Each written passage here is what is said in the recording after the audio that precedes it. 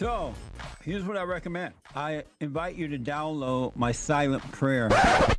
I know some people have called in and they wonder if the silent prayer is working. And I just want to take a second and to tell them that it works. You just have to stick with it. Yeah. That's the first thing I started doing before I even forgave my parents. And I was so depressed and suicidal at some times that I just would have to stop in the middle of my job or whatever I was doing and go into the silent prayer. And it really does help. Like, I don't have those anymore. Amazing. You haven't seen anything yet. Doubt every thought. Bring every thought into captivity. Just let them all pass. Don't judge them. You haven't seen anything. It gets better and better and better and easier, easier, easier. So my gift to you, no charge, at rebuildingtheman.com/church. We have a counseling service, and I have to admit, thanks to God, it is the best counseling service on this side of heaven. I counsel with men and women, families, individuals around the world. Most people are unhappy, they're miserable, they have rough lives, they're depressed, suicidal, young and old, of all races. I understand, I know why, and I do understand it. Because exactly what's happening in me is happening with everybody outside of me, inside of them. And I've noticed that with those who really, really, really want to understand, they will become it just like that.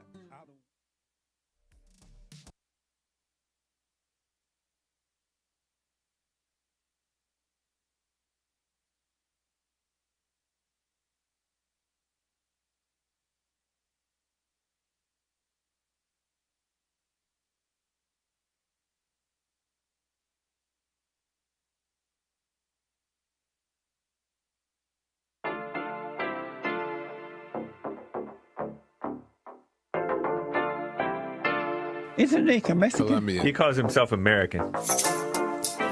What is this? Anchor Baby. And in this corner, it's the American Anchor Baby. Daddy's home. That's an offensive term. People find that hurtful. You mean it's not politically correct? Excuse me. I'll use the word anchor baby. You know, he's an anchor baby in Canada. Tell him we still rolling with Trump, too. Anchor baby, the whole thing sounds horrific. You're just making it sound like immigrants are these horrific, greedy people. Ustedes pueden aceptar mi negocio o aceptar las consecuencias. Plata o plomo. So you would be considered white, in my opinion. You the blackest one in this room. I think so. And what happened was his mama got pregnant on the other side of the border. And then a few hours before, just before it was time for him to pop out, she jumped across the border and let him fall on American soil. So he became the anchor baby. They don't call him the anchor baby for nothing. Amazing. We like this anchor baby, right?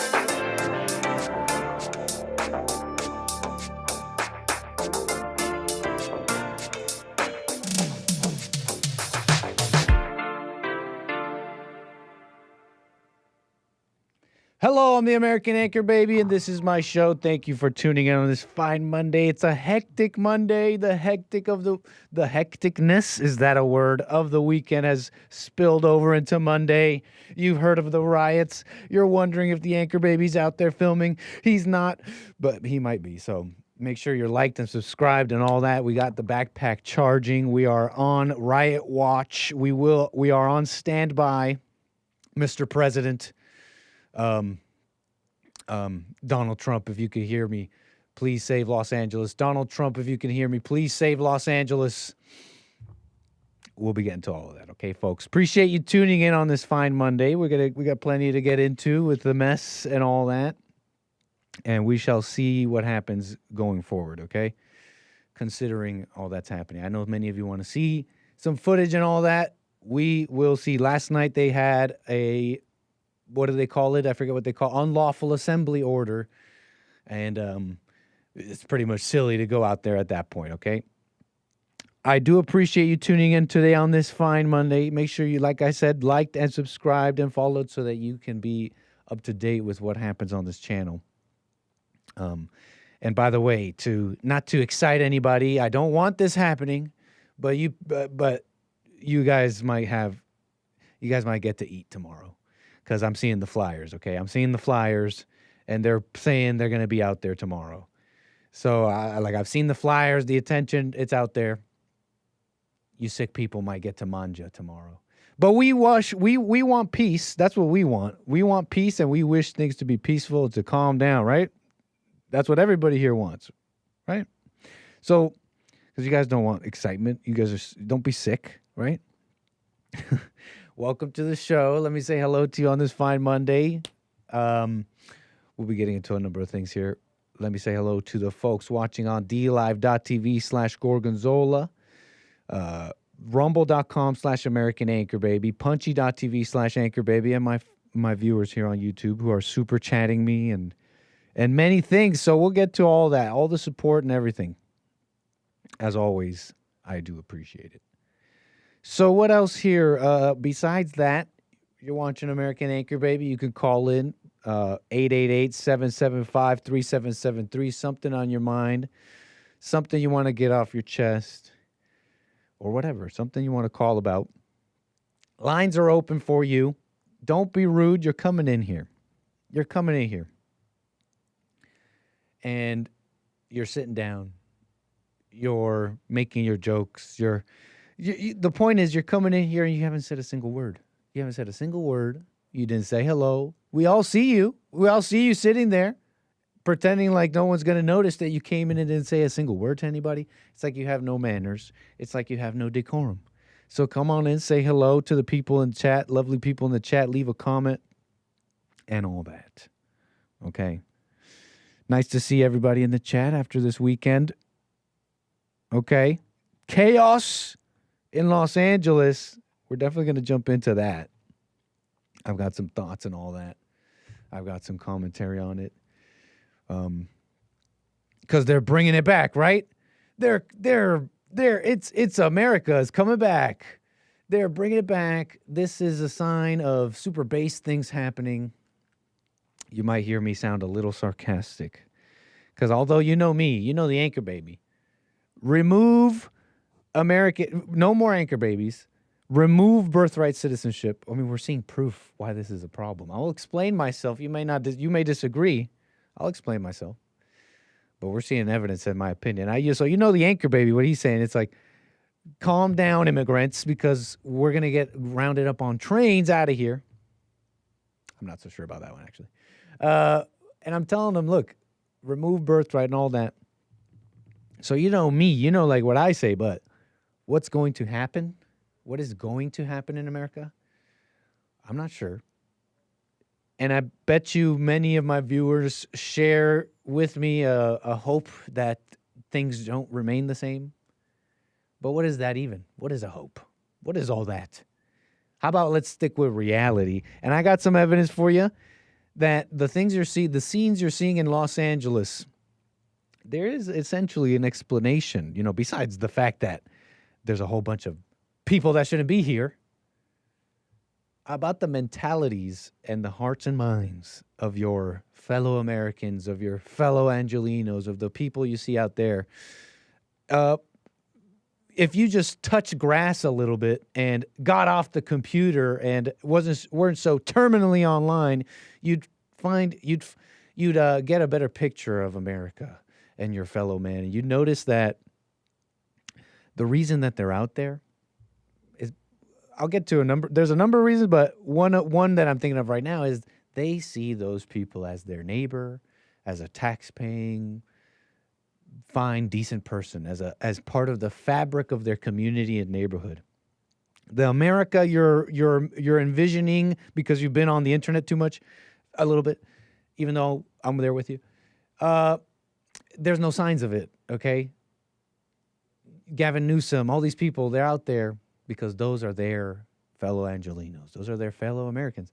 And you got to understand where we are and not freak out, not go crazy and be like a person that's not seeing reality, okay? Because it's a lot of show in a sense. Show, what we see on TV, what we see everywhere. It's a lot of show because people want and have desires of what they want. But the reality is America is a bit of a tapestry. Things kind of change depending where you go. And in California, a sanctuary state, the local law is to protect these people. It's a sanctuary state. You understand what I'm getting at? This America you're thinking of is a lot farther removed than you're even ready to think about. Anyways, just talking freely about the situation in LA. I do want to jump into some of basically the commentary on this. Really, what else have we got here? What are we waiting for? Let's jump right into the commentary on our first story here concerning the ICE riots. They called them the riots in Los Angeles. They called them peaceful protests. You know, there's a lot of parallels between now and 2020, George Floyd, the Summer of Love. And only now am I kind of putting together what the heck is happening, I think. But how it went down, essentially, the timeline, so to speak, there were reports of ICE coming down to different areas in Los Angeles and the Southern California area. And it was from these reports, images, people, accounts online spreading this information that it quickly turned into what you saw, I'm sure. It quickly turned into burning cars and clashes with law enforcement over these alleged reports and inklings that ICE is coming in for raids. You know, there were, I mean, it seems like that's true. And then the LAPD came in to protect, well, keep peace. It's like a divided motivations here. Protect ICE, protect the people, keep the peace, but also we're against ICE, actually. It's a terrible melting pot of motivations, which makes it quite hard to have any semblance of governance in a country. You know, talk about melting pots. But here's a little from CNN, give you the timeline of the events a little bit, and anchor us into what went down yesterday and really over the weekend. Oh, hold on here. You know, this is the part where we unmute CNN. Wait, hold on.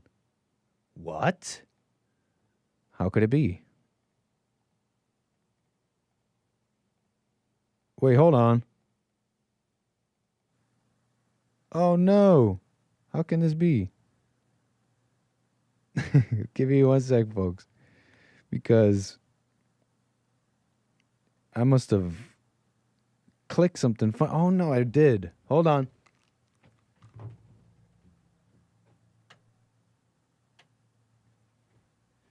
I think that was my fault. I think I did that. I think I did the thing that I was not supposed to do. We're trying to get audio of this CNN clip so that you can get a little taste of what went down, okay? Dispersed demonstration. Yeah, we got it going, baby. Don't you love it when it kicks in? Excitement. Okay, just give it a sec because it's also really slow for some reason. It's terrible. I'm clicking it. Come on, buddy. Let's go. Trying to run a live show. We're going to clip all this out, obviously. This is terrible. All right, here we go, folks. Check it out. CNN, just to anchor us here on the story. How did LA protests erupt over the weekend with police using rubber bullets and tear gas? And President Donald Trump announcing the deployment of 2,000 members of the National Guard to disperse demonstrators. My husband's a soldier overseas as we speak, and I'm a veteran. So this angers me. Peaceful demonstrations began Friday afternoon after federal immigration agents detained dozens of people amid Trump's crackdown on immigration. Demonstrators gathered outside the Metropolitan Detention Center in downtown LA. But as day turned to night, clashes flared, and they continued into Saturday, not only downtown, but around 10 miles southeast in Paramount, California.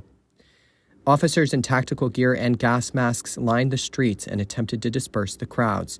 Helicopter cameras captured the moment a car went up in flames amid the chaos. Over at the detention center, protesters held a rally Saturday evening. Police emerged through a gate of the building and eventually fired off rubber bullets, flashbangs, and tear gas, leaving the streets engulfed in white smoke. President Trump, meanwhile, has deployed the National Guard to control what he has called violent insurrectionist mobs. You know, I guess these are images of that National Guard. I got to say, this morning when I saw this report, putting together today's show, was the first images I saw of this National Guard in this CNN report here.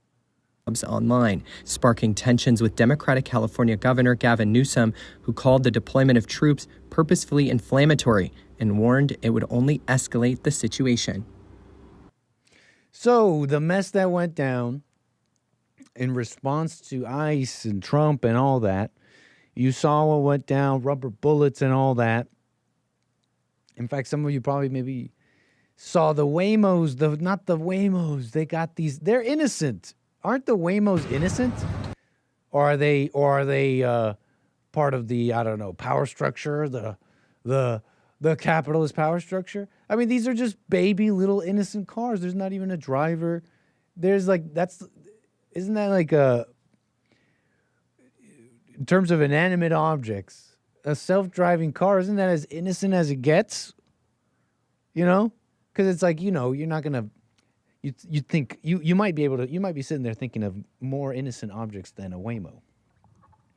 But are they as animated, right? There's a life to something that it moves itself, right? So you can't help but personify it. And in that context, don't you feel bad for the Waymos? They're just poor, innocent little Waymos.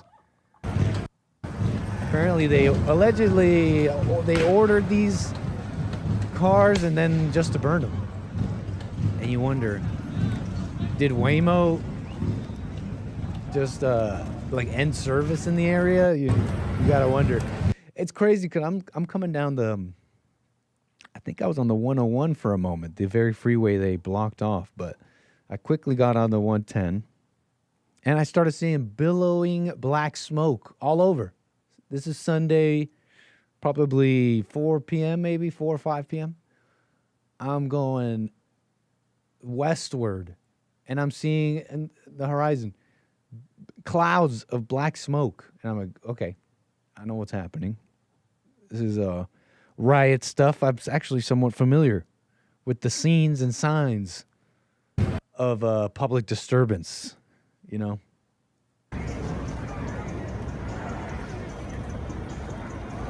Los Angeles, what happened? And so you see in these scenes, I wonder if any of you could call it peaceful, mostly peaceful.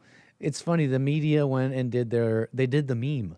They actually did the meme again. This is not George Floyd 2020, Summer of Love, mostly peaceful protest while there's a burning building behind you. You thought that was a unique situation with George Floyd. It was a combination of liars and trying to keep a narrative going. You found yourself in a media cycle that was so strange. It was so strange. It's like you could see the frayed edges of what was supposed to be covering a clearly supposed to be covered up scene. It's like you're not supposed to see this. The background underpinnings of the media lying to you. Oh, it is mostly peaceful protest. Well, guess what? It's like they're doing it again. You think to yourself, they're just doing the same old little song and dance, but I think it's actually, put it like this.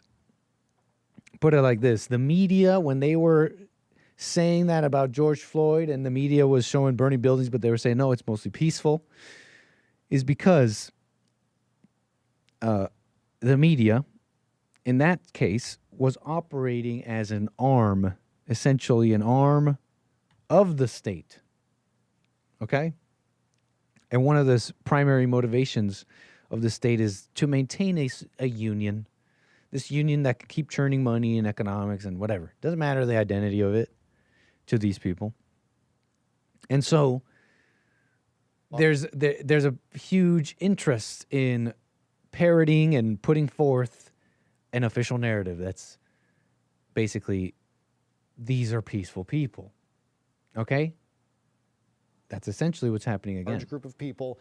It could turn very volatile if you move law enforcement in there in the wrong way and turn what is just a bunch of people having fun watching cars burn into a massive confrontation and altercation between officers and demonstrators. You heard that. I'll let you watch it again. I didn't have video showing. It could turn very volatile if you move law enforcement in there in the wrong way and turn what is just a bunch of people having fun watching cars burn into a massive confrontation and altercation between officers and they're just having fun watching a car burn. And I'm almost done. I'll get to calls here, 888-775-3773.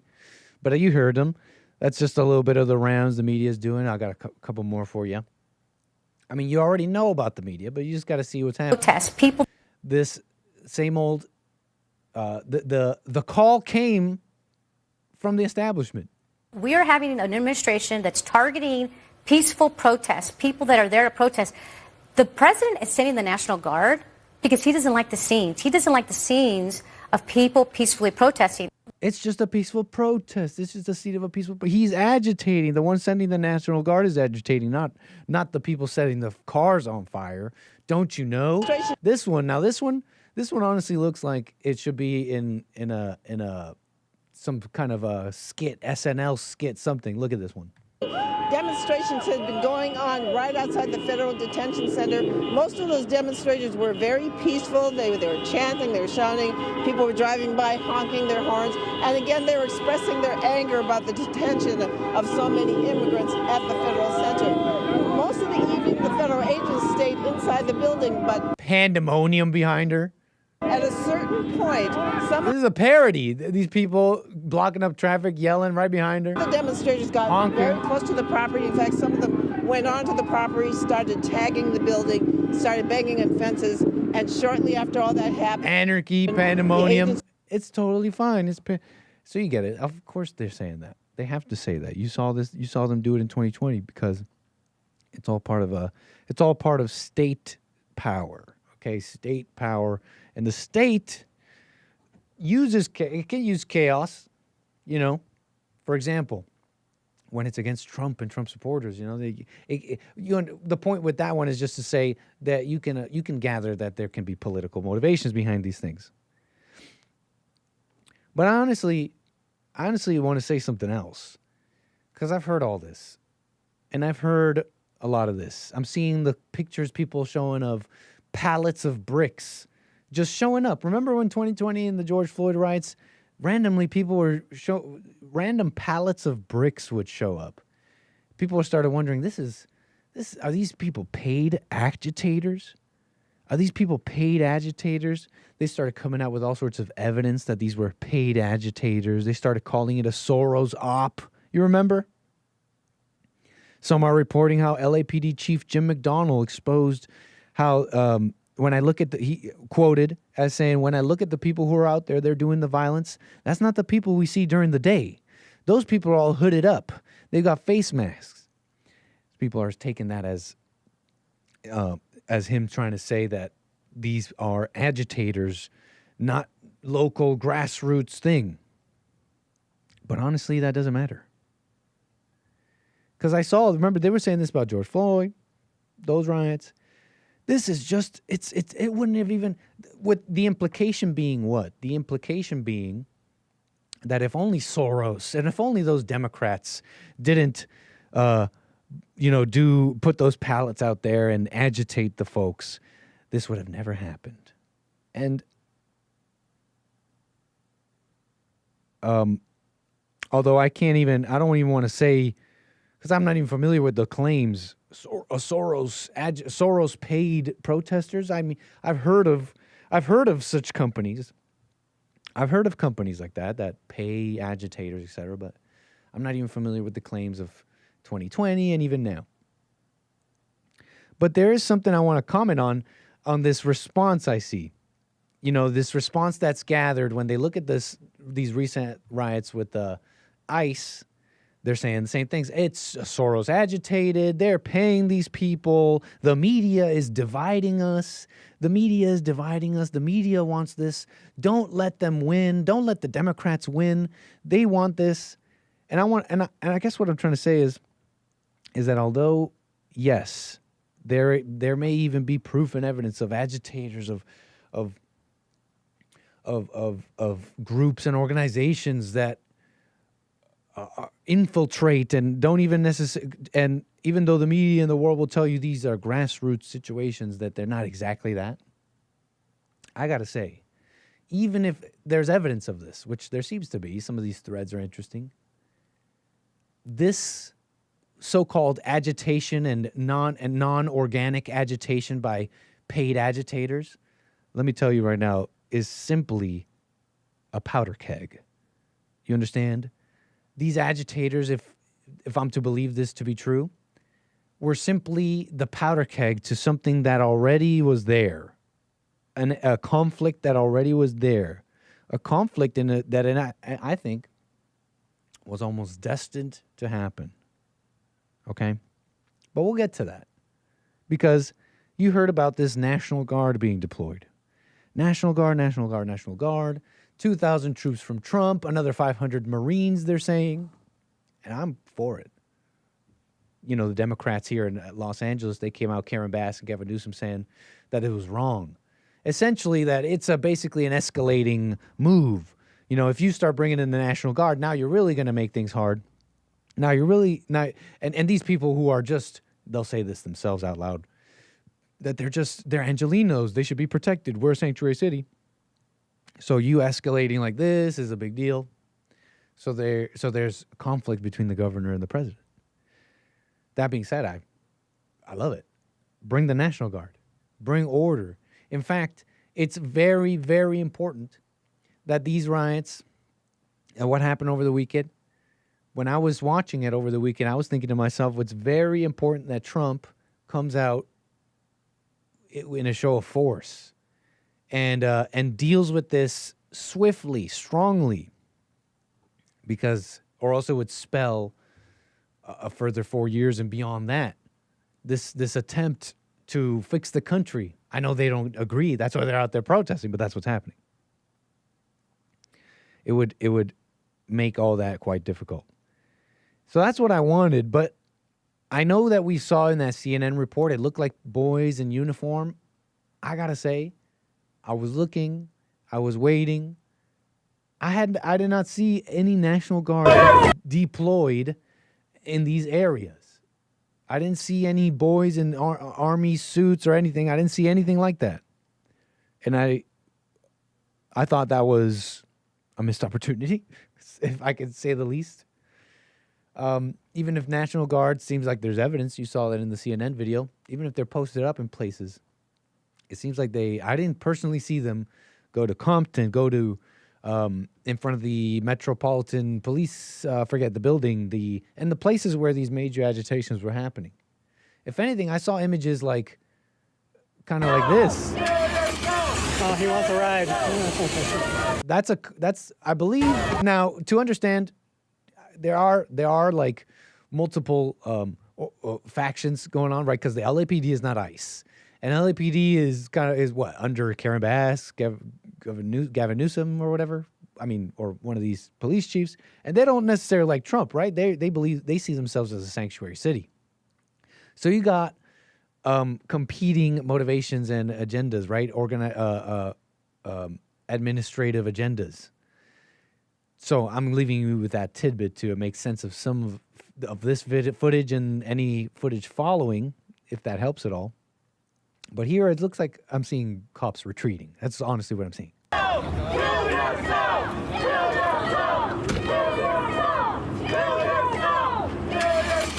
Oh, he wants a ride.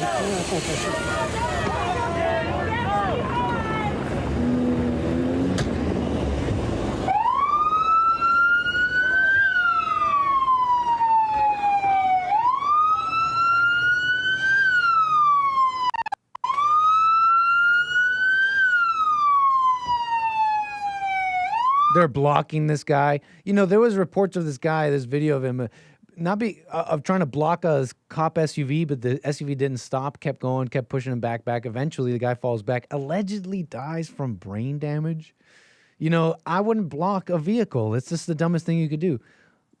But anyways, this video, it looks like they're retreating. It's a crowd. I mean, what are you going to do, I guess? But still, if you ask the anchor baby, I didn't see enough National Guard. I did not see a strong move, a strong action to deal with this, honestly. And you know what? I think I understand why now, finally. Because I've been watching since Floyd and all that. But I realize why that. I kind of remember. I mean, there was even back then a disagreement between the president and the governors. And there's just lines that Trump is not crossing. And I don't necessarily think he's wrong for that. I don't think he's wrong for that. It adds to this commentary I was saying the other day of who Trump is. And, you know, in my mind, it seems his actions show that he does want to operate within the system, in a sense. And some wished to see Trump back in 2020 or whatever, when the Floyd stuff was happening. They wished for him to come in and show with a show of force, go above the jurisdiction of the governor or whatever, and bring order to the country, which is what his voters wanted. But that didn't quite happen because the country is not like how you think it is. The Trump administration, as much as I love him and I know why I voted for them and all that, it's not what you thought it was. You thought it was this like white revanchist, white identity, bringing back America. Like it is in a sense, but understand that just taking the LA riots for a moment. What do Trump supporters want to see him do? Bring in the National Guard. Doesn't matter what Gavin Newsom is saying, but you got to understand what that means. We're talking about a dictator in a sense, right? And I know there's some that want to see that. Like they believe Trump would do the right thing as a so-called dictator or whatever. But that's why it's not happening. You understand? It's not. This is not Hitler, the American Hitler, bringing back America. It's just not. At least from the actions I'm seeing, right? It is revealing the situation. It is revealing what's there, but what is there? Consider California. Your average Angelino sees these people as their brother, as their American brother, a taxpayer, a decent person, part of the fabric of. You're going to tell me you want to tell them it's time to make America white. It's like, that's a fantasy. You understand what I'm getting at? That's a fantasy. I want to keep America majority white. Because I know what that means, but that's just us. You understand? That's just us. That's just like what we're thinking of. So these people that are paid agitators. Now, let me get to this part. So what was I saying just then? The situation is probably not what you think it was. It's the riots with Floyd happened. These riots now is because that's how California is. It's because the people are like that. A whole bunch of people in America think and believe that way. It's just facts. You understand? Now, on the commentary of paid agitators, these are paid agitators. If Soros didn't pay these people, the LA riots wouldn't have happened. Allow me to explain. How do I put this? Those people out there, they're telling you why they're out there. They're saying it in English and Spanish, but they're saying it very clear why they're out there. They're not out there because they're like, we're leftists. We're leftists who believe Kamala Harris should have won, and we believe the means of production should lie in the worker. No, that's not why. They're not paid even if some maybe were paid by Soros or something.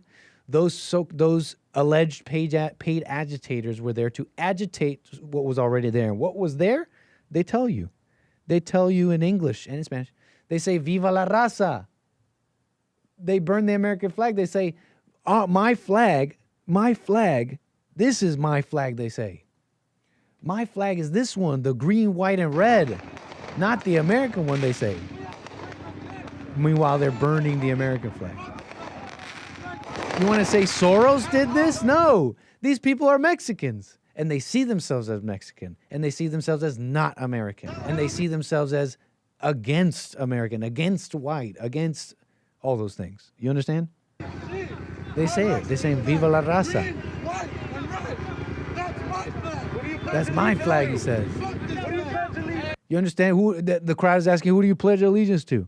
They're all agreeing with him. You know, you're seeing some of the online discourse. They're telling each other, hey, us waving those Mexican flags was pretty bad for optics, guys. That's what they're saying online. We should have been waving American flags because look at this. They're on top of burning cars with Mexican flags. It's like, this looks terrible. So we have an invader. We have invaders in the country, is what people online are saying. But allow me to remind you, that's what they were saying about CHOP. Remember CHOP? Or what would they call it? Chaz? Remember up in Seattle? Remember when they were the Capitol Hill occupied protest? Do you remember when they were calling it Chaz, the Capitol Hill Autonomous Zone? What were the right-wingers saying online? What were the right-wingers saying on the internet? Ooh, they did it this time. They calling themselves an autonomous zone. Don't you know what that means? You're saying you're a foreign army on American soil. Guess it's over for you guys. So based. Chaz is going down. America's coming back. Remember, that's what they were saying about Chaz. Nothing happened. Because of what I'm getting at. This country, you think of this movement, you think all these different groups in the country think differently, and they're all atomized, and they have their own beliefs and all that. So what you thought was happening isn't necessarily happening. In fact, it's just like over there, those people believe in immigration, and those are they consider themselves American, and then you go over here in this part of the country, and these people here are like, no, we disagree. Illegal immigration is a big deal, and it bothers us. And then you go to California where there's more illegal immigrants than Texas and like I forget where else combined, and you don't really get your. I talk to people in LA, and you don't really get people complaining like that. They'll say, "Oh, it's crime." They'll say a number of things, but they'll never put it together in this narrative like I say about the identity of California, of immigration and what has changed and who has changed. And so that's just the reality of the situation. Okay? So there's nobody stopping them. These people are out there saying these are a family. So what else about this? What else about this? We do want to get to calls here. I appreciate the patience. We're about to get to calls here. 888-775-3773. It's a sanctuary state. It's like that's what am I saying with that? That comment is to denote how I'm just trying to express where the country has ended up. It's a sign of just how far it's gone. And to say, in America, what people want is to bring America back. It's like, yeah, but there's also a whole other half that doesn't. They calling it a sanctuary city, a sanctuary state. What has that done? They have basically put in their local laws that now the LAPD has to protect these people, these illegals, etc. They are actually in a sanctuary state. So, it's a bit of a fantasy to think National Guard is coming down and we're bringing America back anyways. But it's not total fantasy. We really are with the things you're seeing. Could you put it like this? It is,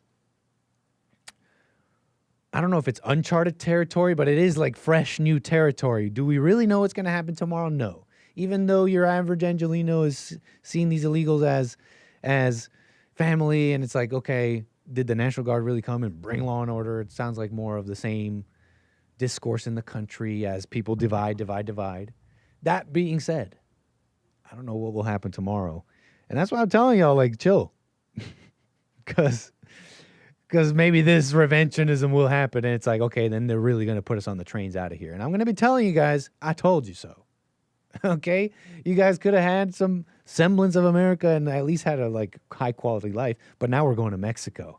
And you're not going to like Mexico. I've been to Mexico. I don't want to live in Mexico. So those are my thoughts on this. I got a whole bunch more, but I do want to get to my callers, like just more kind of filler and interesting things about this. So we'll take our time and get to all of it. We got super chatters and supporters and many things. So appreciate you being here. We'll get to all of you. 888-775-3773. Let's see here. What else was I thinking here before we get to calls? We got calls. Thanks for the patience. Yeah, what are you guys thinking? You loved it in Mexico, Nit, says Kevin Howe. I had fun. You be honest. You loved it in Mexico. So where was I? You guys follow me so far, right? Yep. You guys are following me so far. So what else? What other point here? The optics of the flags, the paid agitators, but really, do you really need paid agitators? This is the conflict of diversity. Let's get to some calls. I'm sure we'll have time to get to the rest of this. But I got Creighton, I believe is how you pronounce that. Is it Creighton out of Mexico? You're on the air. Appreciate your call. Hey, Nick. How you hear doing? me okay? Loud and clear. Is it Creighton? That's right. How you doing, sir? Appreciate your call. First time on my show. Yeah, well, not really. I've called you a couple times before. No problem. Using well, thanks, different Creighton. and stuff. Yeah, no problem. I misread something here, but loud and clear. You've called my show before from Mexico. What are you calling it about? Yeah. Well, not too much. I just wanted to kind of maybe make a few comments on some of the stuff that's going on in LA. First of all, I really don't think the Mexican people naturally are inclined to riot like this. I think there must be something really pushing them.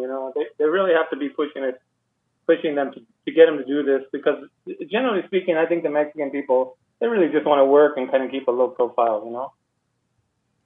Well, I generally think that about pretty much everybody. I really do think that about pretty much everybody. I think you could say that about any person, that you want to keep your head down and live a fine life, decent life, etc. So I think we could say that about everybody, including the Mexicans. That's pretty much my impression I get. Mexicans I meet and all that. That being said, yeah. What makes you say that this is mostly agitate? That they normally wouldn't act like this. Why are you saying that?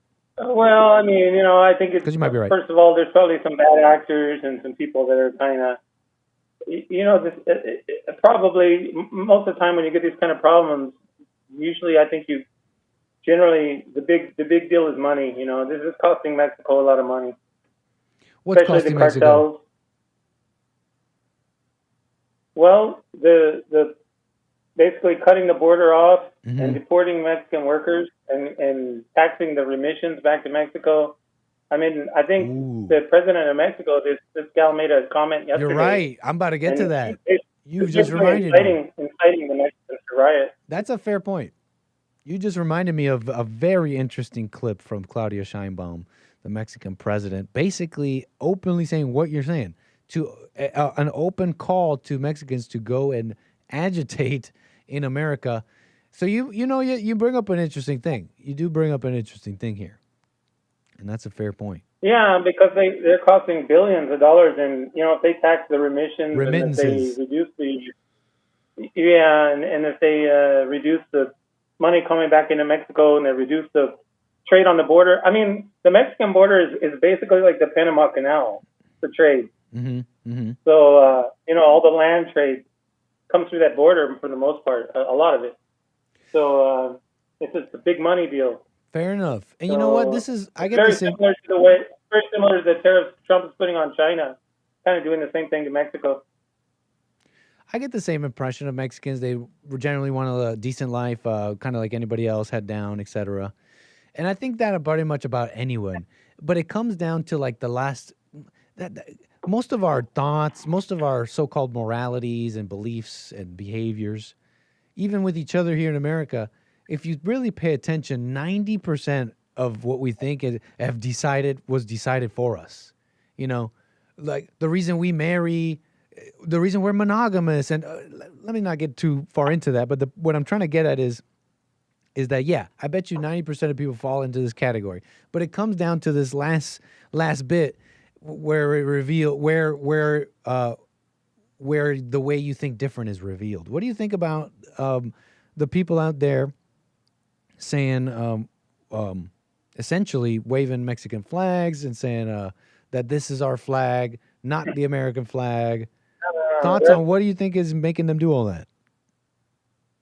No way. I mean, obviously, people have their, the Latinos, they've been established in the U.S. for a long time. I think even before the U.S., took over Southern California. So in some respects, they kind of do have a legitimate, beef there. But no, I mean, can you imagine, say, a group of Americans in Mexico City, weren't happy with some laws and started waving a bunch of American flags down there, or some other country? I mean, exactly. No, it's crazy. Nobody would accept that. So I mean, they're lucky that they're not being shot at, because any other country, if that's you what I'm getting start at. waving your own country's flag, Mexico, that whole region and a lot, I think even way more than California, a huge swath of land was not America. It was like right. It was. Yeah, but it wasn't Mexico. But it wasn't Mexico either. But it wasn't Mexico either. Just to be fair, it was Spain. Yeah, I mean, we had a whole war over Mexico. that. I mean, the Spanish had it. The Spanish had right. it at one point, was. I think, It was Spanish. 17th and 18th centuries and stuff. So if you could call them Mexican at this point, I think they only had the land a mere 10 years. You know what I mean? So, and then so America and Spain, Europe has held that land and region for way longer than any Mexican nation did. Yeah, well, the thing is, the Mexicans have been in Los Angeles since 1600s or something like that, or even more. So, what is their point with that? Well, I mean, they're there, but America is sovereign. They can't be waving a Mexican flag. It's not Mexican territory. That's basically an act of war.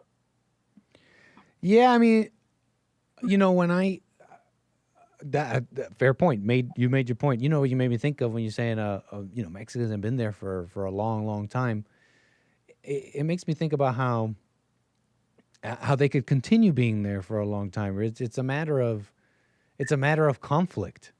This is a matter of conflict, and so as conflict and tension continues, I mean, you can't just have that. It would be nice. Well, Mexicans should just be there since they've been there since the 1600s. But conflict is happening. Yeah, no. I mean, I think that there's an extra force kind of pushing this. I mean, certainly, deporting people is a good way to get people riled up, but there's also like I say, I always tend to look at the first thing I look at is money. The number one GDP producer for Mexico is remittances to the U.S. Yep. And it's bigger than their tourism. It's bigger than all their other industries. Wow, really? That's their big one. So there would be a huge financial incentive to keep these remittances. Right. Okay. So when there's a big financial incentive, obviously, there's one motive right there. You're looking for motive, right? Fair enough. Why people get upset. But also the cartels. That's another one. I think when Biden got in, after Trump left, the drug trade to the cartels went up from like 100 billion to like 500 billion or something. So, that's Right, a lot so, of money I you're mean, taking away. No, you bring up interesting. You bring up like interesting and there's issues an with this. advantage to California Huh? and the politicians in California. Stay close to your there's an phone. Can you advantage repeat to them that? as well. Stay close to your phone. Repeat that. Well, yeah, there's an advantage to the politicians in California as well to have those Mexicans on their side. Yeah. No, I'm understanding what you're bringing up. It's like, for example, I mean, when you say that these people have been here forever. Wait, hold on. Like, for example, when you say that these people have been here forever, for a long time, I think I understand what you're kind of getting at. It's like, is deportation, is that really a solution for today? Is that fair, what you're kind of asking? Well, I mean, it's getting out of hand. So, yeah, it's something that the American people want. So, Well, I mean, it's not necessarily Mexican because when Biden got in, I mean, you started seeing the whole world coming in, not just Mexican. So besides it being difficult, besides it maybe being out of place in today's day and age with how far things have gotten, and perhaps all these things I mentioned, let's put those aside. Your thoughts, Creighton, do you think thoughts,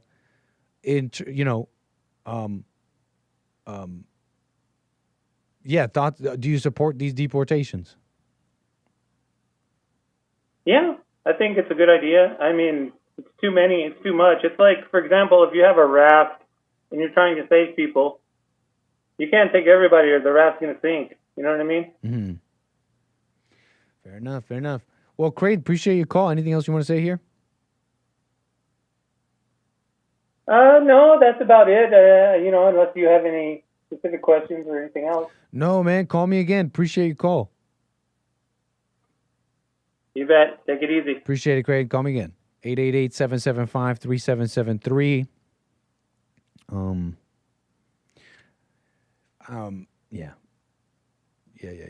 Yeah. Creighton was just kind of reminding me of some conversations I've been having with people who are just questioning, like, okay, but like, what's the big idea? I keep hearing y'all out, right wing, this immigration thing is bad, but I guess they're not so sure.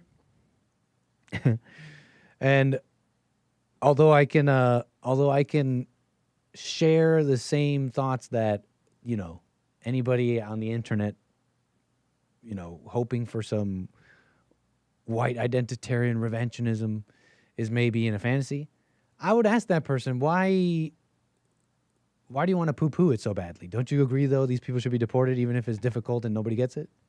I wonder, do you have racial animus? You know what I'm saying? Like, I think to myself, you're a little bit anti-white brainwashed, even if you don't know it. But let me see here. Let's get to what was I going to do?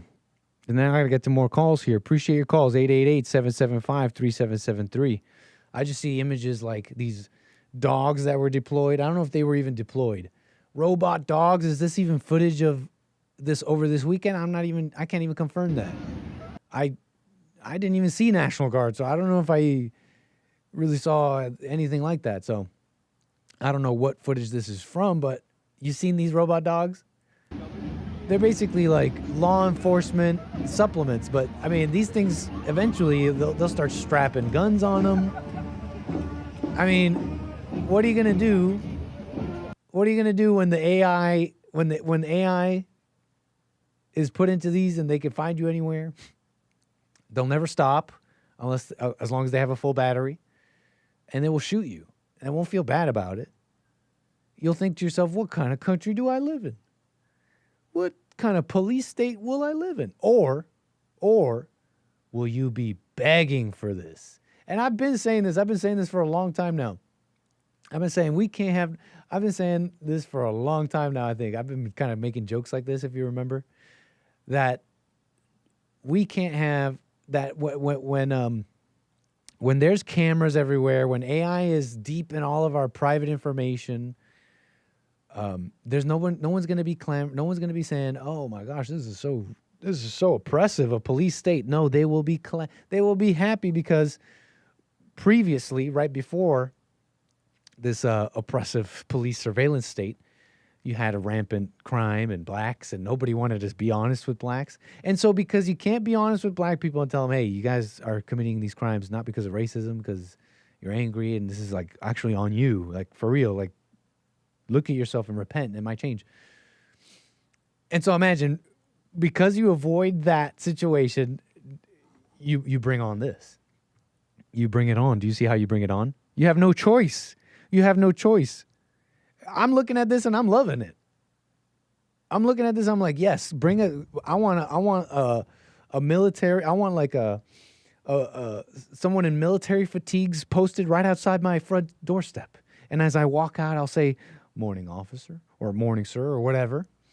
And some people in the media will be saying, "Wow, another day in fascist America, where we now have a police surveillance state," and I'm going to be happy. I know, and it's sad, it's scary, because you have people like me saying, yeah, bring it on. Because what kind of people are we becoming where we need such a thing? You know, and who's going to be, by the way, who's going to be running the robot dogs and AI databases of us? I'm not so sure it's based patriots who love us and love Christian white America. Like, I just don't, call me, call me, I don't know what you want to call me, but it's a matter of instinct and past behaviors for me. You know, call me doom and gloom for maybe not necessarily believing it. You know, but that was my commentary on the robot dogs. What else here? What else here? Oh my gosh, I got to show you this. You know, because you had, and then I'm going to get right to my call right after this. You know, let's do kind of a more funnier one, if something can be funny here. Concerning these riots, you guys see this one? Sun went down, and I don't even know who the heck this was. A shirtless man in a minivan barrels into the scene. I heard allegedly he may have stolen this vehicle. This person may have been involved in the riots. I don't even know. But the point is, last night, I'm watching this live.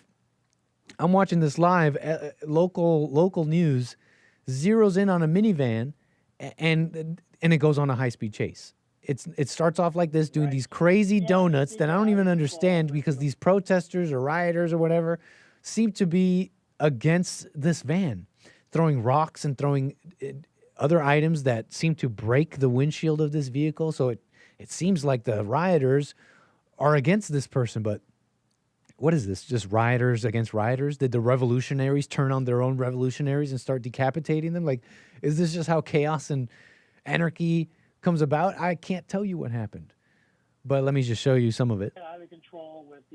Because honestly, it was like a movie. It starts off with this guy doing these crazy donuts. It seems like he's mad at some of these crowds because he starts driving this vehicle into like crowds. Doesn't end up hurting anyone. The crowds like disperse before he's able to like actually smash into them.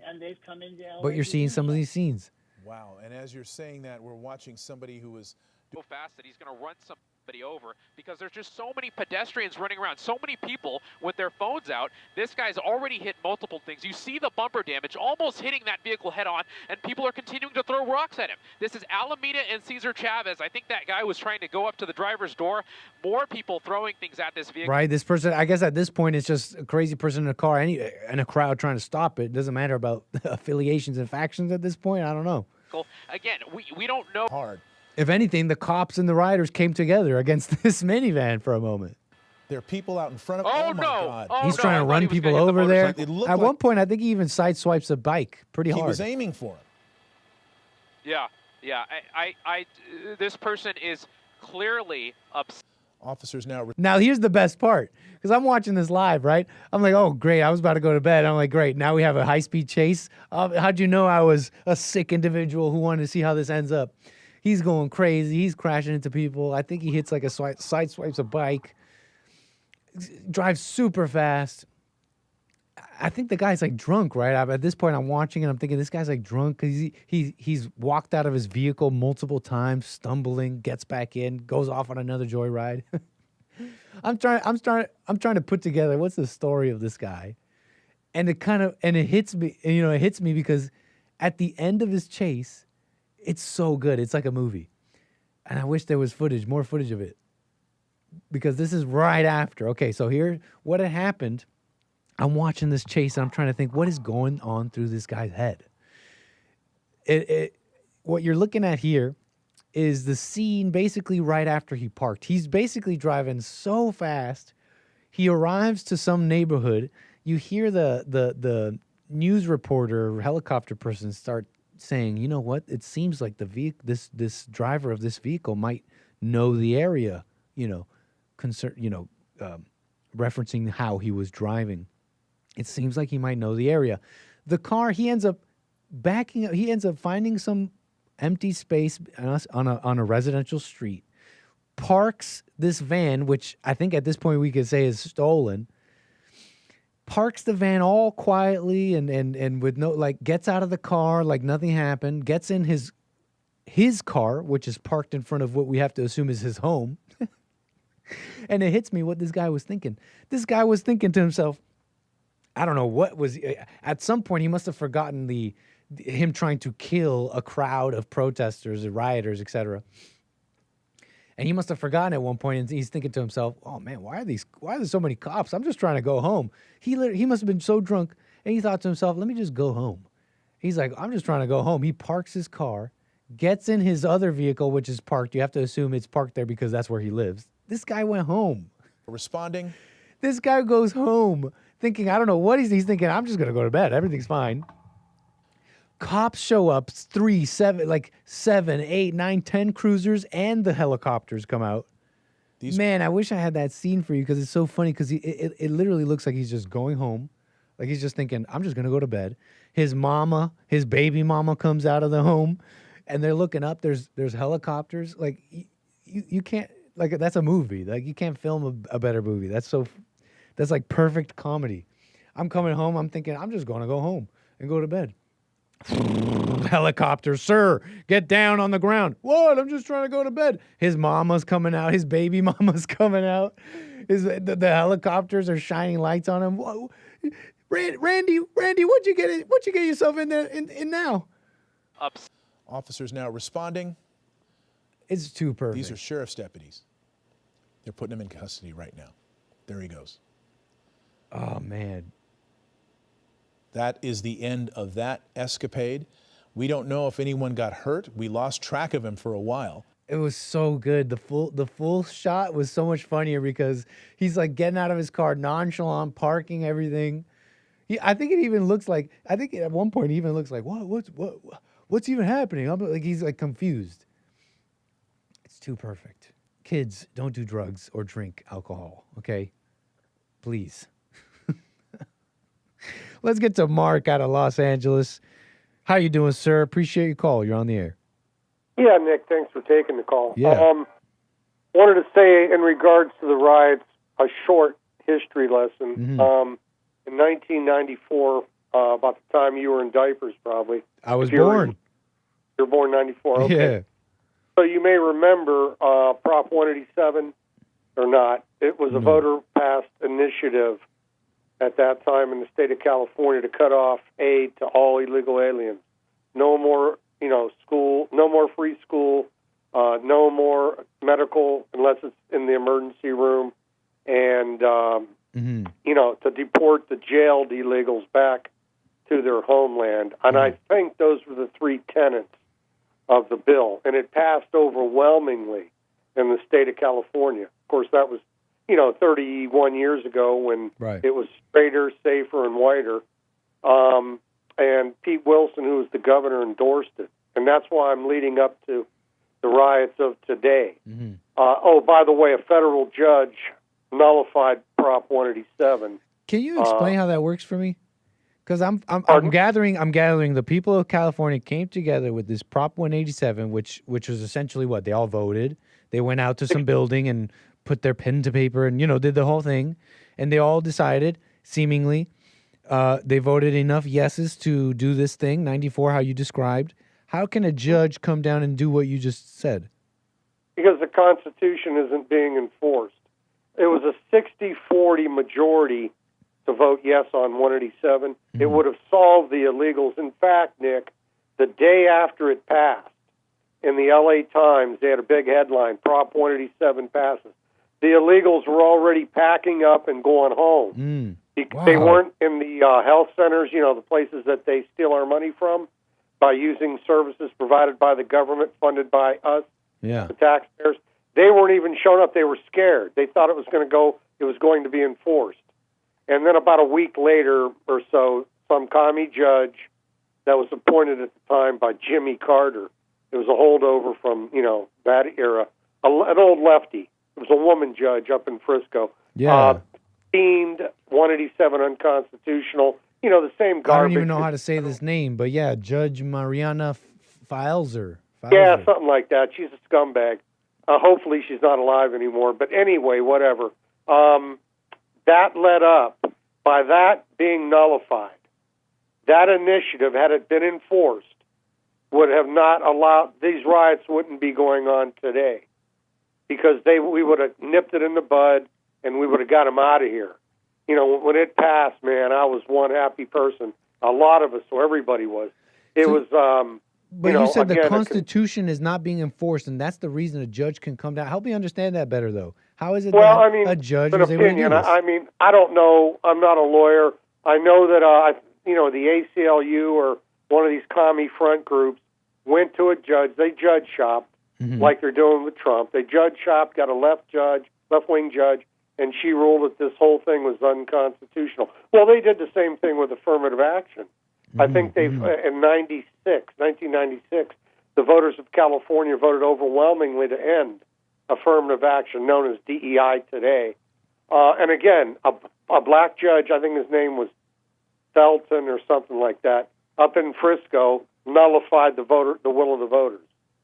This is a state where you can vote, and your vote doesn't count. However, getting back to this riot, I want to say if 187 had been enforced, most of these demons that rot on our streets and are still out there in LA today wouldn't have either been born here, depending on their age, or they would have been deported.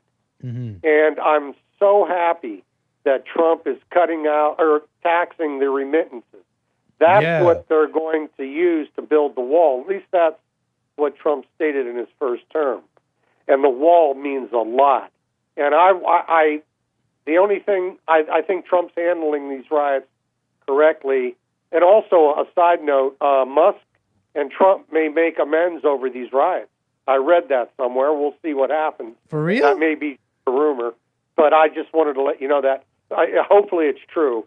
But anyway, as I was saying, they should be using every bullet in the armory to stop the attacks on ICE and on our cops and the Army. I think Gavin Newsom should be arrested, and President Trump, while I was waiting to come on your show, stated that he thinks Tom Homan has the right. I saw that. And if he should arrest Gavin Newsom.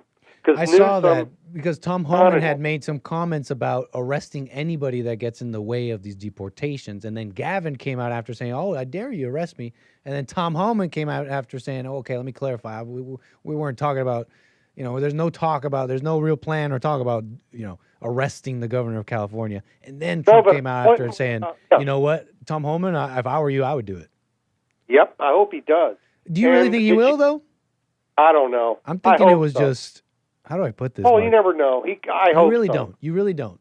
But my impression so far has been that the reason this is even going down in California is because of it's a sign of just how much the country has changed. And the country has changed so much that undoing it, it's not a matter of just people believing you. It's like you have a fifth column of immigrants in California in the country. And so what I'm getting at is that I don't know if there really exists this political will to stamp all that down. You're talking about deporting the illegals? Well, I don't want to say all that. It seems more and more like they really are deporting illegals and all that. But I'm talking about, for example, consider the relationship between Trump, the National Guard, and Gavin Newsom, and him daring to be arrested. It's because he knows, at least some part of it. The law. Well, put it like this: I think some part of him knows, or some part of him is willing to bet that the Trump administration won't. Well, and I think the bet is at least. I think his bet would be at least, would be backed up by previous behavior. Well, maybe what he's thinking, Newsom, is that go ahead and arrest me, and I'll be a martyr to all these evil demons in the streets right now and the people that vote that way. However, he'll never get to the presidency because nationwide they hate his guts. Newsom, I'm talking about. And if he continues resisting ICE and immigration enforcement, it's only going to make his chances of becoming president even worse. I mean, if the Democrats are going to nominate a fool like him, they might as well nominate Crockett or AOC, who are definite losers. And what I'm getting at is politically it's suicide for Newsom. I guess my question is, do you think there is, put it like this, concerning transforming America and doing this, like, don't you see that California is in the way? And don't you see how, like, there's really no evidence of a real, like, you've called it a dictator, but put it like this, someone who's willing to go ignore all that. And are you talking about Trump? Yeah. I wish Trump would ignore some of these judges. Now, he hasn't done that yet, and Newsom is threatening to go to a judge to get the guard out of here. Another suicidal move. Hopefully that'll fail, but with these judges, you never know.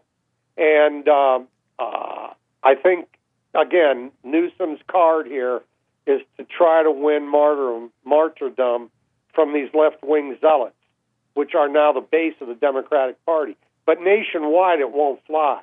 And I think more people are hating him now than they ever did before, talking about Newsom. Mm-hmm. And as far as the idea of Trump becoming a dictator, I would love the idea. I would love it. I would suspend the Constitution. This is what I'm getting at. What I'm trying to get at, don't you see, is that there's no signs of that? I mean, look at this look at LA and California. It was all really just. I mean, if Trump sends in the Marines, which he's threatened to do, and I pray that he does, that'll straighten the mess up right away. Whether they fire on him or not, it'll get this thing quailed. Now, if it spreads across the country, which I don't see it happening across the country, I've heard Frisco's had some problems, and maybe a few other cities. Maybe I don't want to guess. Even I'm going to say New York. I don't know though, and it's not catching on. Resisting ICE. Although in a few locations like Newark, you say they won't arrest Newsom. They arrested the mayor in Newark. Of course, a commie judge let him go, but he was arrested. And that's what I'm afraid will happen here. If they do arrest Newsom, I mean, what kind of jury are they going to pick that's going to convict him? And are they going to shot pick on a judge? I don't know. I don't know how the system works on those kind of things. Right. I would imagine it would be a federal charge since Newsom's breaking federal law. So that would mean a federal court. But if it's in L.A., I don't know how much that means. Exactly. And so we're getting at... we're living under judicial tyranny right now. And this... You have it in the streets, and you have it in the courtroom. And I don't see any sign... It seems like the plan is to keep the status quo in a sense, right? As much as you can, because you'll have states that won't. You'll have jurisdictions in states where Trump and the movement and whatever can, but... there will be a limit, like California, and we confront what seems to me, in my mind, a very uncomfortable reality. This, for example, because put it like this, California, like you could protect the borders, have every state with you, but you have one state, California, that disagrees, calls themselves a sanctuary state. Now you have a hole in the border, and what happens when they come in through there? They get bussed into every other state. Now, when you have a scenario like that, it almost seems like Trump has to go above and beyond everything we thought was normal and democratic. Well, no, I would say this. But I don't think it will happen, is what I'm saying. If his executive orders, which were legal, were executed and not unconstitutionally taken or temporarily restrained by a district court judge, we would be seeing even more deportations, and his agenda would be playing out, and the American people would be richer, we'd be happier, and it would be tougher for the illegals to stay because the remittances would be taxed at a higher rate, which hurts them because a lot of them are making low wages as it is, which is a good thing for us as Americans. And unless you want to slave labor to cut your grass and cook your meals, those are the people who want to give amnesty to the illegals, are the people who are elitists and have the money to pay them. Point is, if the Trump administration can make it so tough in every state for an illegal to survive, they'll go out on their own. And that's the hope.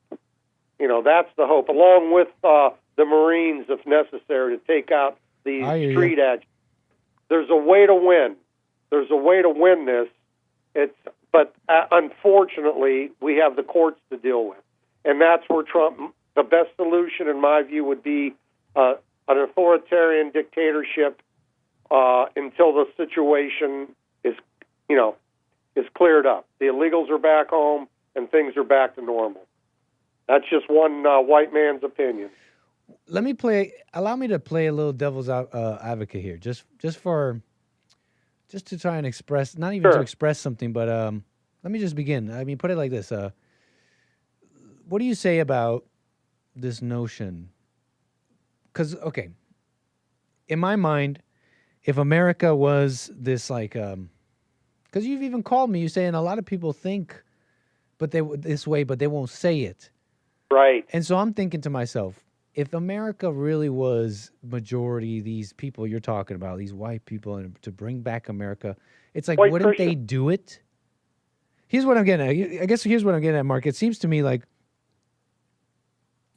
they made California a sanctuary state over time in a legal way. Is that a fair statement? Okay, even though it's wrong, even though I think it's illegal, even though it should never happen, nobody got in the way of them. And over time... repeat the question again. So far, it's not a question. Oh, I guess it is a question. Is California... California became a sanctuary state like over time and legally in a certain perspective. Is that a fair statement? I understand what you're saying, but it wasn't passed by the voters. It was passed by the legislature. That's mostly Democrat and the commie governors that we've had for the last 20 years or whatever. It wasn't, sanctuary statehood was not voted on. Okay, not in this state or any other state. Because it violates federal law. Okay, how could think about it, Nick. And I agree. We voted in 1994 to deport the illegals in a sense. It didn't call for the deportation, but when you cut the funding off, they either go back to the homeland or they get picked up on the street. That was the hope. And I'm agreeing with you. I'm following that. I think even if you were to do that today, you ask me, that's illegal. I don't even care if you have a vote on it. Like, that's just wrong. A sanctuary city doesn't make sense. That being said, if I were to snap my fingers today and have a sort of referendum in California, what do you think? How do you think that vote would go down? Do you think people would say, we want a sanctuary state? I don't trust the way they do voting in California, number one. Number two, I think the white race is below 50% statewide. Yeah. I know there are some conservative Hispanics, despite what you're seeing in the streets. There are some conservative Hispanics and Negroes that will vote conservative because they don't want this place to fall apart. But I couldn't answer that about whether a vote on the sanctuary state would pass or not, because I don't trust the way the votes are counted, and I don't trust the electorate actually. So I couldn't. Fair enough, Mark. Good answer. All right, anything Nick. else you want to say here? We gotta keep them moving. No, I guess that's about it for today. Call me again, sir. Thank you. Bye bye. Yeah, for sure. 888-775-3773. America. Did those Mexicans really have a mop handle as a flag pole? Or is this Photoshop? I think this is real. Somebody get the Fabuloso. Somewhere in Los Angeles, there might be a a Mexican mom missing her broom handle. She's standing there, her mop handle. She's standing there with a bottle of Fabuloso, mopless, looking upon her Mexican people, brother, whatever, in this country. And she's thinking to herself, mijo, no, mijo. This is bad. This is no good. We are going to get deported now. We get deported now because you make too much noise, mijo. We had a good life, mijo. Okay, you take the mop broom. He took the mop broom handle thing, and this is America. So that was just funny. Is it true God hated Esau because he handed over his entire birthright because he wanted some food? Is that true? Is that actually true?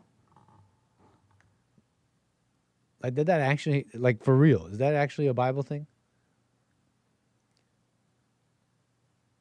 The story, Genesis 25, 29 to 34. Esau comes in from the field, exhausted, and finds Jacob cooking stew. He asks for some, and Jacob says he'll give it to him only if Esau sells his birthright, his status as firstborn, which would entitle him to a double portion of inheritance and a patriarchal blessing. Esau agrees? Who the heck is Esau, and why do you do that? Essentially saying, I'm about to die, so what good is a birthright to me? Oh, so he was like exhausted. Like, really? You were exaggerating, Esau, really? Esau, you came in from the field exhausted. What, you were going to die? Bro, I'm going to die from starvation.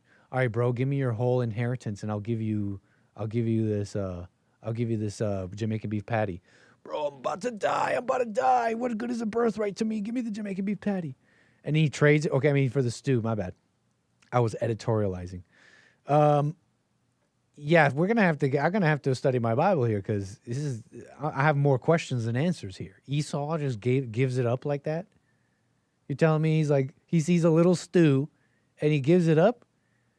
Later in the Bible, specifically in Malachi and Romans, it says, Jacob I loved, but Esau I hated. What? Is that God talking? This hatred, ChatGPT explains, isn't about emotional loathing the way we think of it today. In biblical Hebrew and Greek, hate can also mean to prefer less or to reject. So God's rejection of Esau isn't just about the stew moment, but rather it's symbolized. Esau's disregard for spiritual responsibility.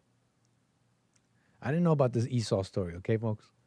But apparently, he done gave up his birthright for some stew. Is that what's happening here? Newest authentic taqueria. This place is called CDMX Tacos. Do you think that's what's happening here? That's what some people online are saying. I think they're overreacting. Visiting London's newest authentic taqueria. This place is called CDMX Tacos and it can be found in Soho. The head chef's been flown in taqueria from Mexico City, so you're not going to get much more authentic than this. The process starts with a hand-pressed corn tortilla. This is the asada. You can order a taco or a quesadilla. Quesadilla basically means with cheese. Then you can add salsa verde to... They got Mexicans in the UK now? Your liking at the front of the restaurant. The beef was nothing short of amazing, and the fact that they hand-pressed the tortillas makes such a difference. Are the people in London doing what Esau did, though? Maybe. That's absolutely outrageous. But you cannot visit and not get the El Pastor, which is marinated pork served off a spit. It's then topped with salsa verde. Then hit with... Hey, Mexicans in the chat. Are these people in London off their rockers here? Or do you put pineapples on top of your al pastor spit like the way they're doing here? Or is this sacrilege? I've never seen it personally, but it makes sense, I think. Al pastor? See, look, like that pineapple right there? Or is this egregious? Is this a sin? Is this a Mexican sin? Let me know. But they're saying the West... like Esau, giving up their birthright for some tacos, a little taqueria. But just think of the food, mate. Why'd you want to get rid of these people? Just think of the food, mate. I don't know. I personally, I don't want to say such dramatic things that they're Esau, but they, like, you could. Can't we just have like a? Can't we have like a like an open world where we're like ourselves, but we trade tacos, we trade in food, we trade things. You know, it's like, oh, those tacos those people out there make, huh? Ah, nice. That's cool. Like the Japanese, right? You see a Japanese taqueria. It's Japanese people running it. Anyways, I'm just saying things, you know, it's not like I really know. Stuff I hear. That's enough out of all this, though, I think, honestly. You should learn from the Mexicans. They might inherit the earth with how they make beans and rice delicious. You know, it's like, if anyone's going to inherit the earth, it's the people who live off rice and beans. Shout out.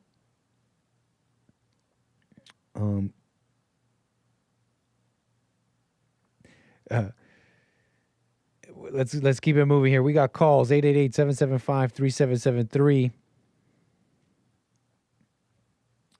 Yeah, let's get to calls. William out of California. How you doing, sir? On the air.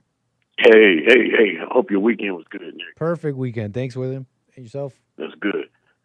And that's the mark I know and the mark I like. Yeah. Makes a lot of sense. Yeah, you don't have to get mad at them, Mark.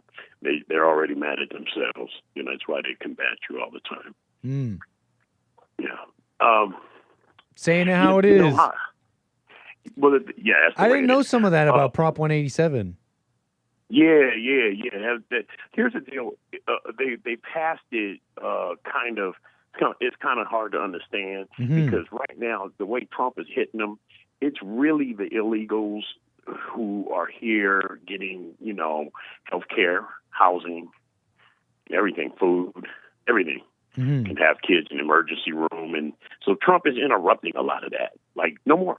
It's not happening anymore. And then people have been self-deporting.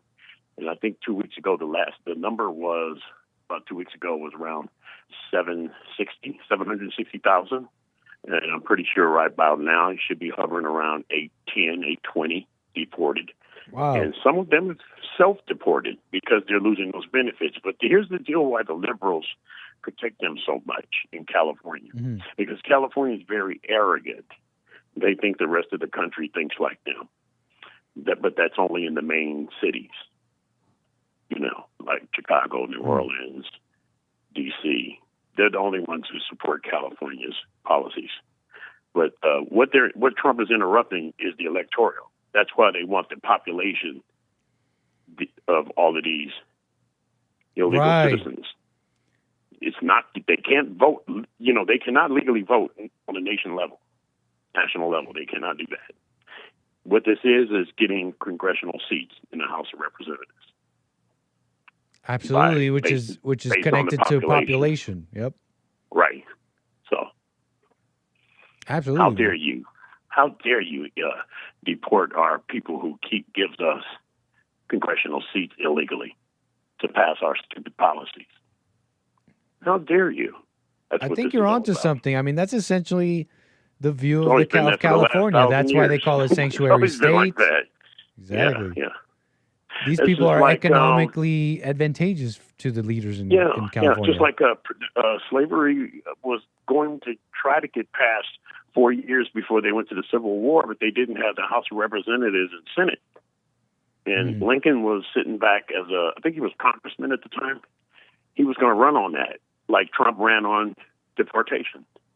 And so what he did is he waited another 4 years before he ran. And the rest is history. So it's always been done like that. You got to have the seats in the Senate. Yeah, that's crazy, but that's why they do it. So that's why they're trying to keep up the population. So Trump is interrupting their, you know, the thing is that most Democrats and liberals don't even understand that this exists, and that's why the politicians are doing this. They're playing them all the way. They're not getting what they want, but they're agitating you to the point where you're demonstrating the federal government at a federal building and tearing things up because somebody's asking you to leave. And there's another thing. If you are an illegal involved with this what do you call it, civil unrest, and you're caught in this, you should be the quietest person around. Yeah. Because if you get caught doing this, then another thing kicks in. You know, rioting. Right. Okay, yeah. Illegal, you're automatically deported. So let them keep going. Let them keep going. Interesting take. Yeah, we'll Newsom see. We'll see. I think he should have called the National Guard. That's his responsibility. Right. Well, we'll see. I mean, I guess we'll see, huh? They're saying they're going to be out Trump there tomorrow. Had to do it for him. You know what I said? Trump had to do it for him, and the Marines may be called too. So let them keep doing what they're doing. Are you running out of time? No. I'm just saying that I think tomorrow they might be out there. I want to be out there. I just want to be out there filming. I want to have my stream titled something like Donald Trump, if you can hear me, come save Los Angeles. And I want to film the moment the National Guard comes in and brings order. I just don't know if that'll happen. Oh, it is. Yeah. It is. Let them keep it up. They feel that deeply about keeping these people here. Like I said, it's not because they like them that much. It's because it's the congressional seats, which the Democrats have been losing a lot of them lately. And I think a lot of those people out there, just besides the political world and what you're in the palace intrigue of what you're talking about, the people out there that you see in the videos, I mean, they're just there's just people who have identified with Mexican and have identified with California in that way and see this as an attack. You got a lot of nerve flying a Mexican flag here. That's all I got to say. Mm-hmm. But if you get caught doing this, burning the flag, and you're not even a citizen, and you're at this stuff, you're automatic. So, I mean, like I said, the number was hovering around 775 or 780 2 weeks ago. They should be hovering around 810, 820 by now. You got to realize we're talking about this during the shows all week. He's still deporting people as we're talking. Amazing. We'll keep watching, William. Just keep watching. Let them do what they do, because you're not going to beat up those guards, those National Guards. You're not going to beat them up. Police are kind of, if you look what they're doing okay, but they've got, these mayors telling them to stand down, and they're not going to get the same response from the Marines. And daring Trump to arrest them. It's crazy. Daring them. They think they're in the 1960s, but see, the 1960s, they would have got put in check, because back then they didn't have body cam, and they were able to use their billy clubs. They would be getting broke off right about now. Right on, man. William, appreciate your call, Take sir. care, man. Call me again. All right. Amazing. What can I say? 888-775-3773. Something else on your mind? Call me right away. Let's get to some of these super chats here who've been patiently waiting around for me to read them. Thanks to all my supporters and members over here on rumble.com/American Anchor, baby.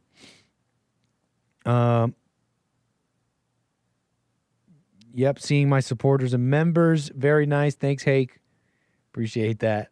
Let's check out some of these coffees, because someone is very generous with those coffees. So thank you for that, someone. We got Jody Samurai.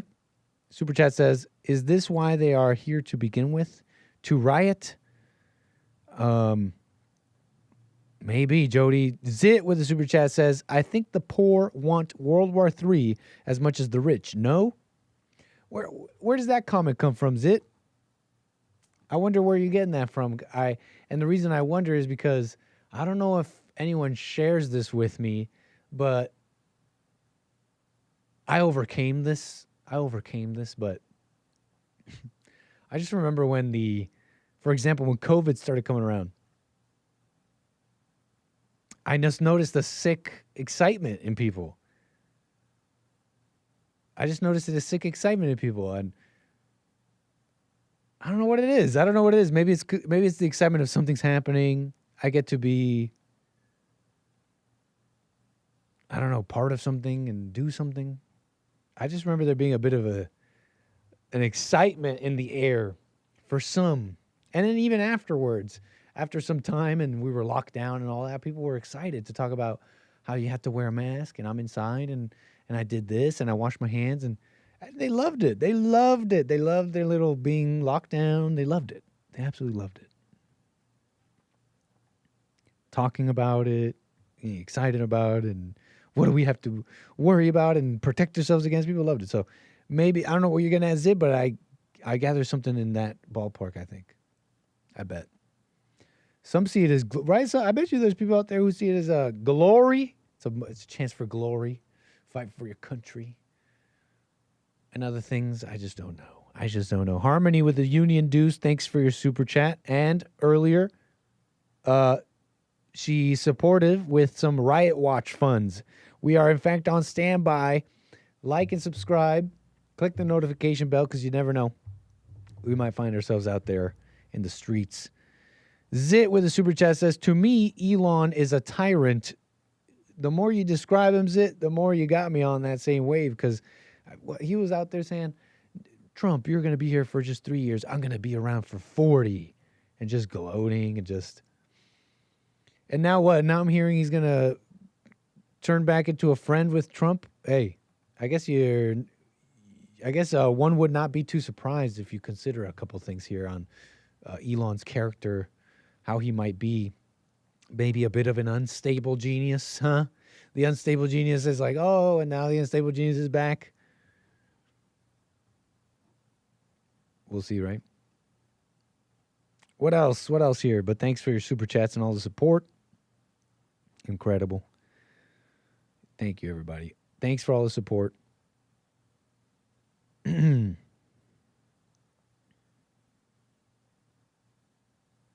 What are you saying? Everything is fake. Everything is fake. Shout out, everything is fake in the chat.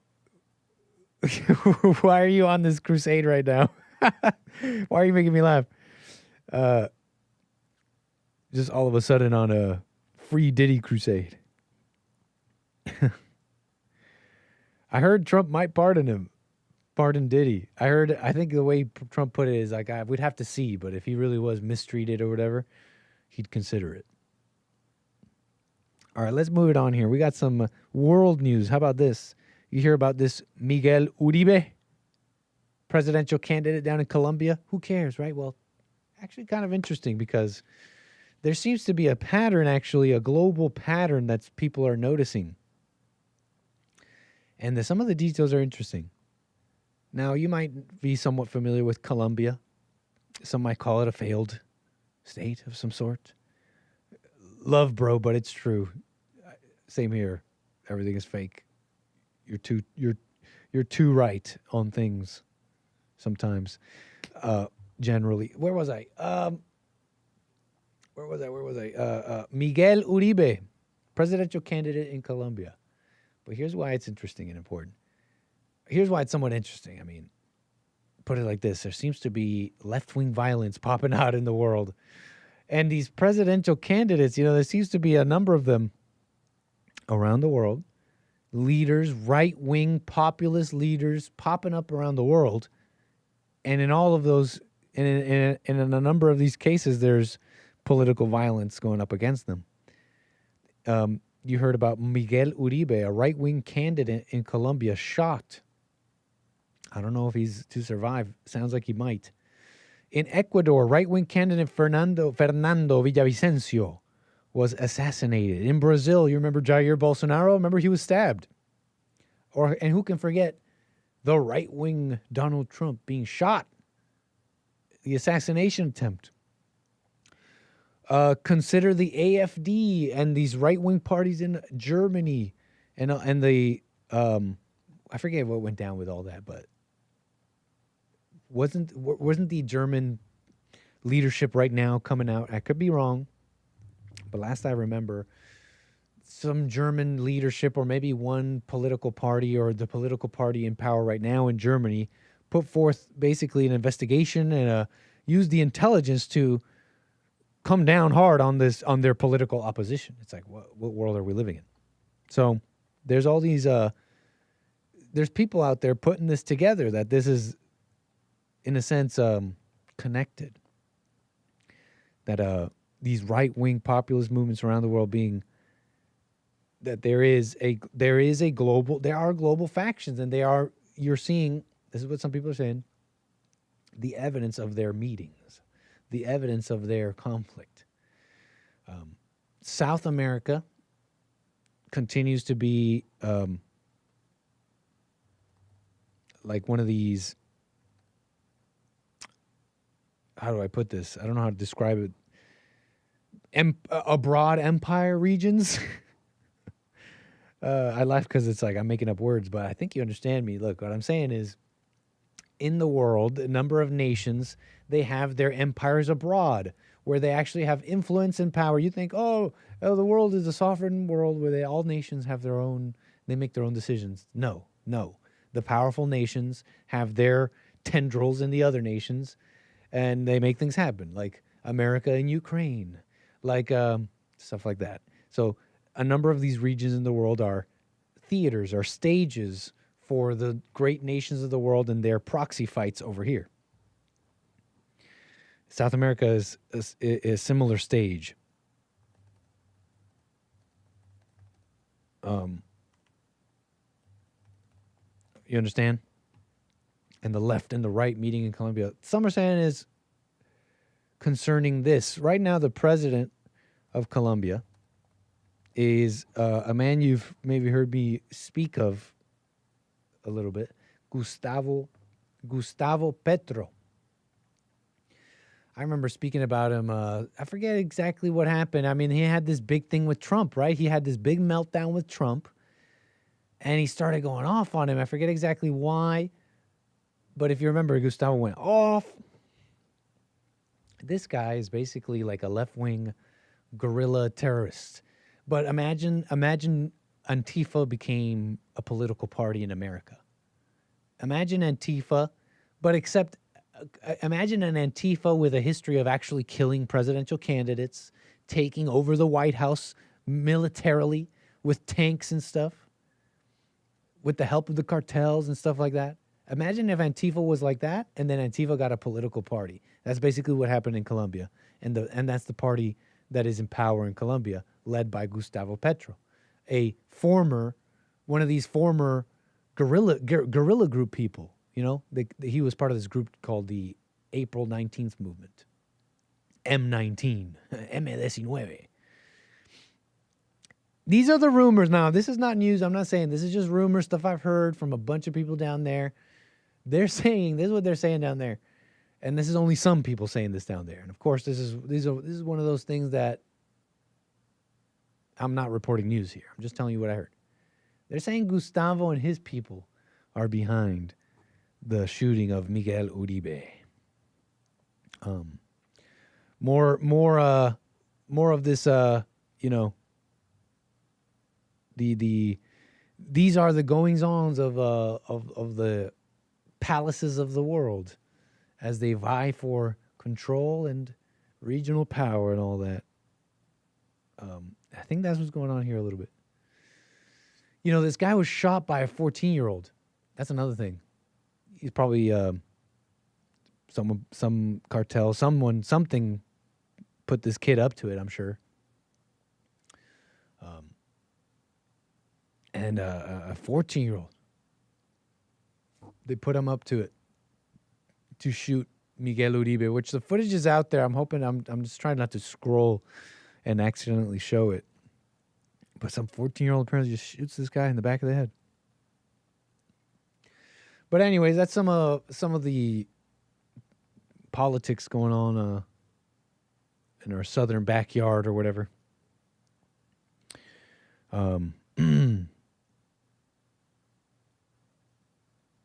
Crazy.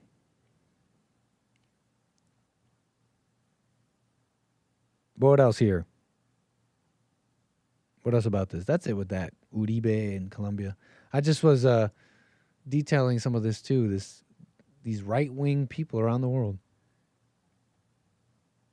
seems to have opposition and conflict around the world. Even if they have public support, like the AFD, like Miguel Uribe, it seems like all these people I've mentioned so far have had major public support, but also violence, assassination attempts, in some cases successful assassinations. It's a strange world out there. It's an angry place out there We seem to be at an inflection, a point where people are seeing an opportunity. All sorts of different factions and people and groups are seeing an opportunity. So be careful, basically. If there's any lesson, if there's any point with this one, it's pay attention and be careful. Going to public gatherings with large populations isn't just something you should do without thinking. Anyways, June is Men's Mental Health Month. Is that true? Men's mental health. It seems like every month is something, right? 600,000 men a year. 50,000 men a month. 12,500 a week. 1,800 a day. 75 an hour. Every hour. And over 1 a minute. It's not weak to speak. Hug your bros. Love your bros. Because they be killing themselves, according to this post. 600,000 men a year. And I guess it's Men's Mental Health Awareness Month. But, what can I say? I wasn't planning on speaking on this just yet. Just filling up the last few minutes of the show. We're almost done. We're almost out of here. Maybe we'll just get into this tomorrow, flesh this out. It is interesting to me, though, they have this men's mental health thing. And for example, they use this picture of Robin Williams. And I guess he committed suicide, if I remember correctly. Robin Williams, it's an interesting image they use. I noticed, for example, concerning this topic of suicide and mental health, I noticed Robin Williams gets this quote by him always gets used.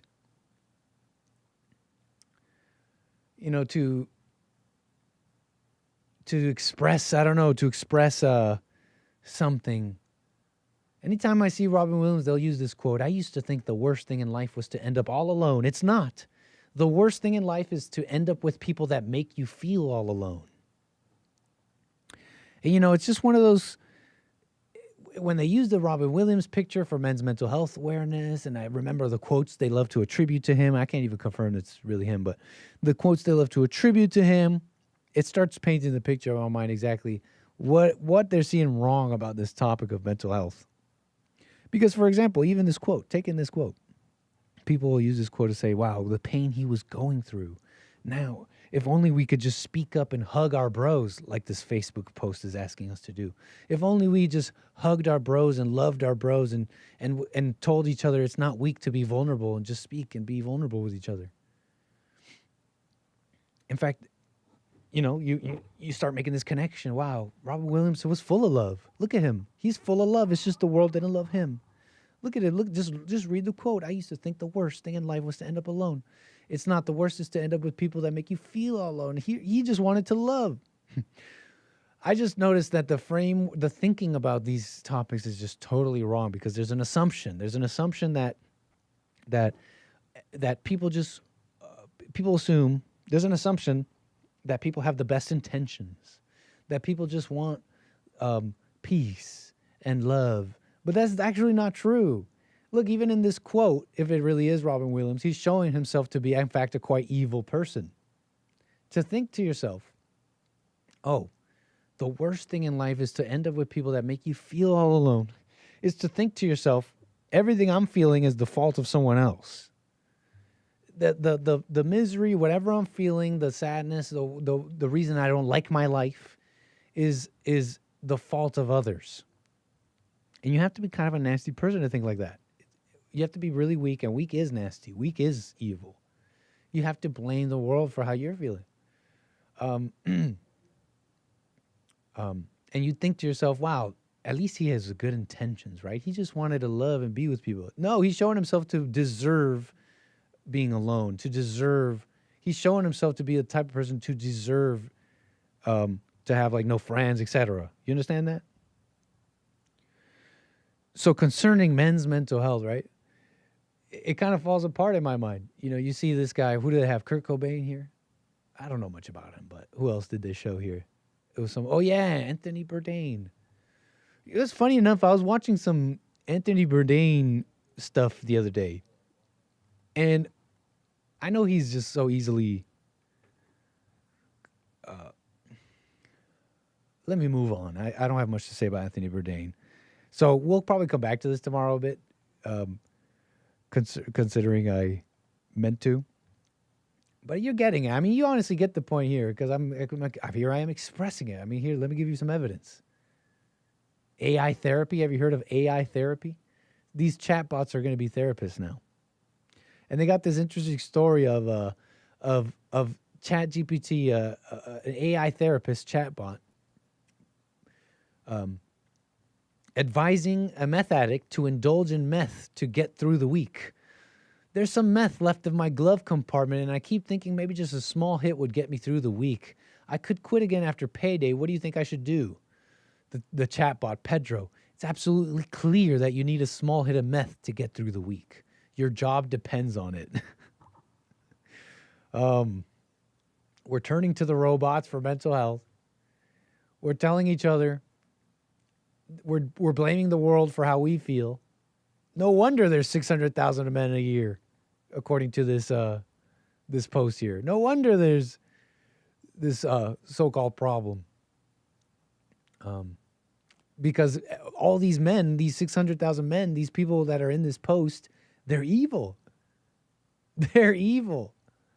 They are fine with feeling fear and pain, and fine with blaming the world for it, blaming others for that. They're fine with their they find comfort in their misery. Have you been around miserable people? That's how they are. They find comfort in that misery, and you tell them,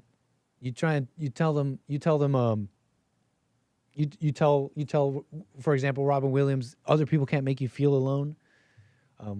You're doing that to yourself, right? You're wallowing in a misery in your mind, telling yourself these things that are not true, sitting there believing them, instead of just removing yourself, finding a peace within, etc. Showing you're telling the world that you're subject to the world. I have no control. I have no understanding. I have no idea what's happening. I'm basically input, output. The world does something. Something will come out of me, and I can't control it. That's someone that's telling you that they are not they're not a trustworthy person. And they're quite an evil person. Okay? And that they're quite judgmental. So consider these things. We might get back into it tomorrow since it is June. It's Men's Mental Health Awareness Month, apparently. That's pretty much the show, though. We did the calls, the super chats, the topics, and everything. Folks, I got to go. That's it for me. No mas. That's enough out of me. There's been plenty out of me today. We can cut it right there. So take care, folks. I hope you enjoyed the show. I'm out for now. I'll be back tomorrow. More American Anchor Baby on a fine Tuesday and the rest of the network. Take care, folks, for now. Peace. Be safe and all that, and take care. See you tomorrow. Oh, Lil Nick, too, he's got to say bye-bye.